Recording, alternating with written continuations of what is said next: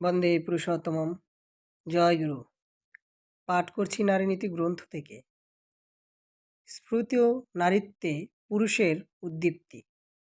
নারী যতই তার বৈশিষ্ট্যে মুক্ত হইবে, পুরুষের সেই সংঘাত সংক্রামিত হইয়া পুরুষত্বকে ততই উদ্দাম ও উন্নত করিয়া তুলিবে।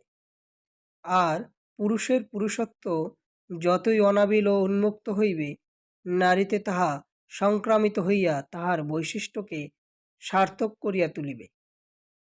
প্রকৃত পুরুষ হইয়া প্রকৃত লীলা, যে লীলায় ভগবান মূর্তিমান হইয়া তার প্রকৃতিতে অধিষ্ঠিত থাকেন। যদি ভোগ করিতে চাও, সার্থক হইতে চাও, বৈশিষ্ট্যকে লাঞ্ছিত করিও না, উন্নত করো।